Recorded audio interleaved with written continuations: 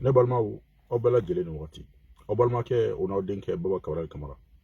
bon wara ka video nke bi atina ka video jay na ala sona ko min bala jele ba kalama ka fo coronavirus ko mbe dien kono bi ni do ko ma covid-19 afora anga jamana mu ye mali menacelendo kunu anya ye ka fo francien on yere be quarantaine na anya ye ka fo francien banambe ka wili chogumna mo hakembe ka tola donc ka fo jamana mu do bi anta do ka fo ko muyi kunu ya avion do wilila Air France ka kunda malika un video ke suro anya kuma fo ka fo a karambulo dabari bakoy France chogum na bi a fora ko Mali frontière kunda tuwa comment ça se fait que Air France bi ka se kinyasi malima explication dirama ka fo Mali jamana den do bora jamana wero kan munu te français unana Air France la u kakanga continuer ga tam Mali la nin tubabu ko transiti c'est-à-dire où tu mets français fait mais français papier tout boulot ou tu sais qu'à Bokenema donc ou to aéroport de kono ko raison pour laquelle il fallait qu'anga jamana nyamogo kunga se ka responsabilité ta pour que avion mi se gatara Mali demunumbe ou se ka Mali re gagne yoromna an ko o te bashi an o Mali de on be ka droit e kelenye Mali kola o kina se ka to jamana were kan seren kala yoli la jamana were territoire kan ka suru faso biye o bise ku akei here animbadena avion wulila ka nyasi Bamako video kera mongo kumana partage kera ka fo Mali gouvernement ka situation beta ka disposition beta pour que ni avion sera sur le sol malien mongo munumba kono sans expression ou bebse ka bla quarantaine na tukobna ayin dunduta ka palanta ka fo fambe ka partager fambe ka ekiruke ka video ke. À notre grande surprise, Agnaye ka foko avion nous sera Malila. Mais mon cité comme tara quarantaine. Le gouvernement malien, par son incapacité, a seulement moro mine ka seka ou ka température drôle de takou blagataso. Moro doya essayer kana ka manipuler ou la ne koneti kuma ka fo oui ka flad be. Ka fo la jumaye ou seka ta quarantaine. Ou ta quarantaine donc wakanga 2 semaines voire 15 jours que ni bana bi mogo munu golo la aga se ka bo anga se ka do ka flana jume gouvernement kum se ka munke passager fait kumbi ni vol ni kono nu wakanga bo so kumu garder minimum 4 heures ou 5 heures ka bela gelin tester pour savoir ceux qui sont positifs ou ceux qui sont négatifs. À notre grande surprise nema songa kuma o yoro kan kunu parce que j'attendais ka passager au soro ka kuma avec des arguments comme on a toujours dit. Ce matin, un mogo soro, mogo munu kumu vol kono, ko vol sele atterrira, à part avion dans la nouga température ta droka, legeni munu ga température jigine do ube ni munu ta wilendo, ou jigina, kataka polisi contrôle la, kuga passeport ira, kabo polisi contrôle la, kataka tuga minaunta, katila ko kabo gataso, à part sa fouille make ne badon. Ninkera auma, dabali bankwe, ninkera auma, toroye, parce bi, bela jele badon, COVID-19 fubuka tieni munke jamana kono bi na fora ambi chugumna sita anye beba anga opito chugodo et que gouvernement ga kanga se ka disposition ta no di kan no ka se ka no bla quarantaine ou pire encore ka passager ne be confisquer testi ga se ka kubela ka ira si sont positifs ou négatifs ni si make ou contenter de la température ta droga bla malideu antina kuma comme on a dit dokera Cabral bateau Malideu yere ka ni jugement ke. Mais en tout cas une chose est sûre. Ami do ke Mali ala kan kisi ni banema. Mais ni banan fene na naga chari Mali kono. Anado ka fo mo munun kera sababu ye ka se kan ni banan na se anwa. Ne badeu. O kofe kunu nyenda ma religieux ka kumala. Ka fo religieux do kelendo urai ambolo ka sababu ke anga fanga ka incapacité. Religieux do kelendo princier en bolo ka sababu ke anga gouvernement ka incapacité o kelendo ka en dabari ba mais basité comme on a dit anya men ka for religieux do kunkele ka halila jere bake bi mo ya bo adogo koro ka sababu ke ni bana juguini amba fo amba wali nyumando oni faso denyumaya ka miri au ka mogo la mogo munu bauko ka se ka miri u ka kenya onu ka viula en même temps religion munu fene be nous tiga familial ke mun fait ka veto posé ou ben mun fait ku muscle wira amba nyina o fait ala an kira kama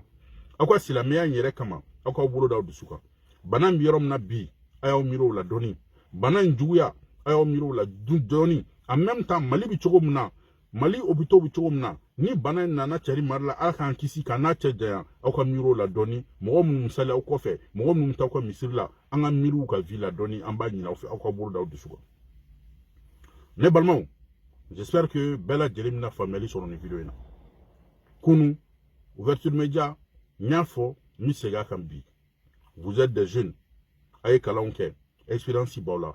akana son ka fokabo ka vie hypocrite ou ba ka venir hypocrite pour des futilités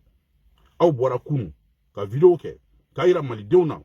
tiedo ni avion nana amakanga na man nana explication dira mo hakilima be afamu ka fo anga mo munu be utuna se ka to zone de transit kono parce que visa to bolu ka se ka bo France ambe o valider aw bora ka keleke ka dunduta ka palanta ka tla ka fo mali dew nyana nini avion nana ante fe banen ka turandala aw yera ko halna kera ko ami ibe kata comme responsable naw bora ko vidéo ki à 17h10 mali dew be couverture média e horonye mali dew be couverture média bi ka mili mali dew na à 22h55 au ouverture média kelinga tla kani sigituni ka foko wi ko gouvernement baram ke ka baranyana parce que kuye mo ka température ta ko ka mo to ta ko ka bebla ko ka taso à 17h10 ou inana ka fo ye mufo ou yera ka vidéo la ka foko tiena ni aman mine ku confiner ka testi ku la foro ka donc 4h 5h là s'ils sont positifs ou négatifs ou bien soit en groupe la quarantaine ou ka bana ka développer d'ici 2 semaines faut itna na nkisi note ou inana ko mais ne bi do di ka mali do yin ala ka foson kani do ana ala ka akli nyuma ndama toujours ne balma wo kofe mina endin bendo jabi kabral te mo jabi surtout mo mo yere suivi do par 3 personnes 4 personnes 5 personnes ni ne ko mo jabi do mi valeur de dama na bamana wo yere ko ni jugu kera dlomina do ko c'est pas la peine ka danga tu ni ba to yi lo yere ba ka barake ni mo lo bali dendi bi bo dongo do ka mo do ya atla le dari kabo mene be mo finyana ebse ko la kabral be sala ni ko de fi éducation ni tekele ni bi bo dongo do ka awna go ci vidéo la ko ibeka ko ayo mun ke ibeka yi e mo jaga ke ibeka ba on don wa ibeka te hale do ni mi bo ka on go ci ko parce que ko am ti série fréquenté abe bo ka on do ko am ti série bi nyonga fait partager aka vidéo kono lui-même parle de démocratie ni bi ibeka fait yo soutenir ni a soutenir ni man so ibabla ou ben na ka di ina bi nyon fait o yika démocratie o vidéo kelen kono ale ra plaka yera go ci vidéo kono ni ne ko ne be o jabi est-ce que mo fsa newa mene be mu fiana yani gato escrow de la vidéo kela ebe ka awna go ci kan awu ni ti seri benendo be ko amu kele ga ti seri kan balmay ko ga soro kan ba fo kan mi ibe ka fe awna mise ti seri bora ka ibe ka muneni ibe ka denke tara ti seri tara malla ambe ya ni ibe ka denke a invité ga ta ko ta zameni fon do ambela jele ayi o ibe ka denke kelen ka ni boru bi ti bolo ti ba wele o bu kuma o bi baro ko wi yele dongoro ka soro abe ka ti fa fa yi nango amna ndado la ube nango amno kele anta make na fi de ala sa mais comme eti bien kalama eni nete valeur kele kabra li wodo fogo société classique di e ma ya hali mo gomnu be nege ka on blana luti kele ndela parce que mo gomnu bi nege ka on blana o ga tani mo gombe te ka vidéo lege ube mo gombe ka vidéo partager o yera ba ile la foloko e ma c'est-à-dire e saraka mais nete kuma comme j'ai toujours dit eni nete classique kele ebi dlo mumna nebi do ki yefol ala ki bola me ka do ka molobale a dan sera dana ebi fen fela kabral bi sabela anti jabi fen retere passa an jera mo ga tla ka ituni kam ka bogala ka nyon doya ube kam ka bola ka nyon sama de suzuga o horonya o de tisega kabral blala sune bi molobale fen fela nebi sola no fo neti adama denkele era kele nebi bata on di kele e ka misene ko ba fo go fini nete hali e jabi donc ebi nafigi diam na ko karim ko be ko ibe ka ko ni an am ta ti shiri kele karim ni be ka tarakata dumuni ke donc ni ne ko ne be jabola est-ce que mo fsanne yawa karim ka numéro directive ti bola ba wele mais e karim ga numéro te bolo ou be e ba wele ta soro ne ba wele ne ta soro mais ti ba wele ba soro bota on ta makala na fiki de ay on boda ka activiste kele ya activiste ya enfane ni kan ban ni kan avu ta ko bla réseaux sociaux ka bi nulu activiste kele on dit ga barake on boda ka religion kele we ya yɛrɛ b'a la ka religion kɛlɛ ka fɛn bɛɛ da religion kan bi u sirannen to religion kelenw de o religion kelenw de ti k'u sago kɛ Mali la anw ta ma k'a la ko wɛrɛ ye wa an bɔra yan ka politiciens kɛlɛw ye ka fɛn bɛɛ kɛ o politiciens kelenw de ti k'u sago kɛ Mali la bi wa anw ta kɛra la mun ye a ma kɛ nafigidenya ye i mana bɔ don o don ko bɛn le cerveau y'a don tan Umaru Mariko y'a don tan e tɛ diɲɛ de kalama i bɛ ka mɔgɔ min défendre i bɛ ka ɲininka nin gouvernement kelen na i bɛ ka proposer à Umaru Mariko d'être ministre Umaru Mariko d'i ban e bɛna mun fɔ anw ye i bɛ ka bɛn mun la gosi don o don bi ni bɛn ko k'a bɛ gouvernement kɛlɛli dabila ou bien n'a ko k'a bɛ Faransi kɛlɛ dabila u bɛ miliyɔn de ta k'a d'a ma mais a y'i ban qu'est-ce que i bɛ se ka mun de fɔ anw ɲɛna anw kun b'e fɛ yan ne y'o de fɔ ne b'e to yen i n'i ka dulɔ ka to ɲɔgɔn na ne bɛ e to yen nɔ i n'i ka 5 vie n'i ka 10 vie ka to ɲɔgɔn na fɔlɔ i ka malobaliya tɛmɛna dan kan mɔgɔ b'i to yen k'i da faralen don mɔgɔ b'i to yen k'i bɛ se kuma na bɛɛ bɛ s'a ɲɔgɔnna na mais ne ye mun fɔ ni ni adamaden jɛra ni dɔ ma fɛn dɔ ye dɔ k'o dɔn ça fait des mois et des mois i bɛ bɔ i b'an gosi ça fait des mois i bɛ bɔ i manamanakan fɔ bɛɛ bɛ k'i to yen a bɛ kɔnɔ mun don e tɛ se foyi la mais an b'a fɔ de dɔrɔn anw b'i n'i ka dulɔ to ɲɔgɔn na parce que an hakiliw tɛ kelen ye an ka kilasiw tɛ kelen ye mɔgɔ min yɛrɛ bɛ vidéo kɛ ka tila k'a yɛrɛ lagosi a ka vidéo kɔrɔ n'i k'i montage k'o kan kabako don mais toi tu en vaut pas la peine parce que ne bɛ tɔgɔ d'e ma quoi a y'a faamu donc pour te dire que i ka bilakoroya i b'a kun tɛmɛ ka bɔ an ka dɔ kɛra mɔgɔ minnu bɛ k'i nɛgɛ k'i bila anw na ko n'u ye cɛ ou bien n'u ye muso ka bɔ ka na anw affronter parce que a tɛ e n'anw ni ɲɔgɔn cɛ anw ni e t'a fɔ e n'anw tɛ kilasi kelen ye n'i yɛrɛ ka kekun minnu b'i nɛgɛ k'i bila anw na o bɛɛ b'an ka commentaire ni fɛnw na depuis o yɔrɔ i ka kan ka dɔn k'a fɔ ko e ye sarakaden ye depuis o yɔrɔ i ka kan ka dɔn k'a fɔ k'e tɛ k'o kalama